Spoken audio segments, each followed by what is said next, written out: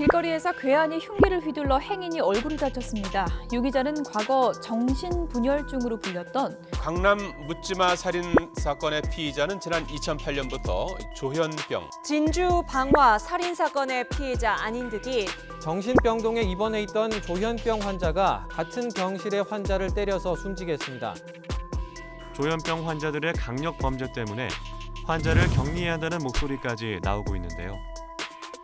우리나라 인구 100명당 1명이 앓고 있는 흔한 질병인 조현병. 대체 뭘까요?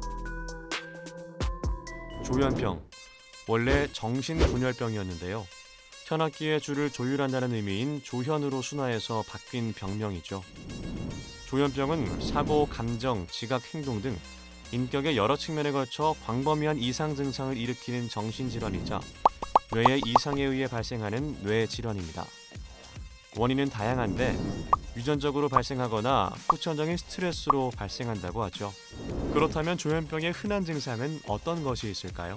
대표적으로 그 사람들이 많이 알고 있는 증상은 환청과 망상이 있는데요. 환청은 보통 쟤는 젓가락질을 이상하게 하네, 너 쟤는 웃음이 좀 이상하네 라는 식으로 한 사람의 행동에 대해서 여러 사람들이 수군거리는 목소리가 많이 들린다고 합니다. 또 피해 망상으로는 일반 사람들이 자기를 그냥 쳐다보고 가는데 그것이 매우 공격성을 띠고 있다.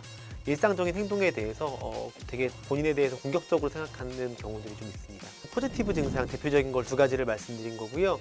사실은 이것들은 젊은 조현병 환자분들 중에서 문제가 되는 것이고, 조현병의 유병 기간이 길어지고 나면 음성 증상, 네거티브 증상이 더 주를 이루게 되는데요.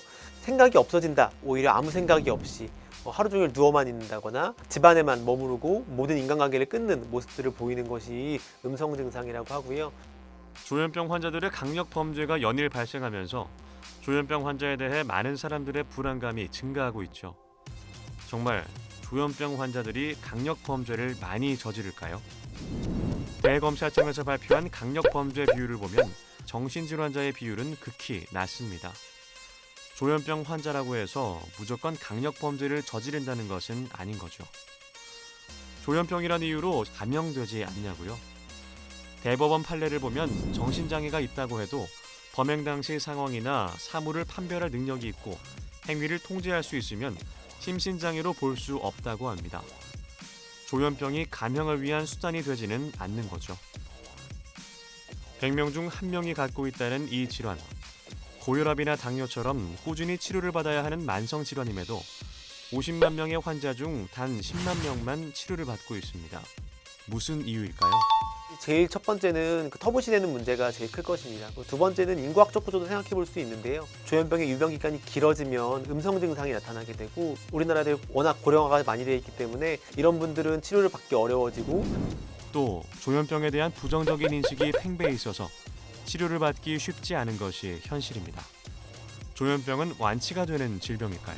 완치의 개념을 일상생활로 돌아갈 수 있는 것인가 라고 이야기한다면 충분히 가능합니다. 완치의 제일 중요한 것은 조기 발견과 조기 치료, 그리고 유지 치료, 이 3가지로 볼 수 있는데요. 조기 발견이 어렵고 치료를 안 받을수록 기능이 점점 떨어지고 다시 회복될 확률도 줄어듭니다.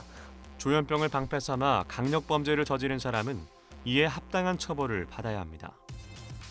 하지만 조현병을 앓고 있는 환자들을 잠재적인 범죄자나 위험한 사람으로 보기보다는 그들이 빠른 치료를 받을 수 있도록 사회적인 시스템을 확립하는 것과 더불어 우리의 편견을 잠시 거두는 것은 어떨까요?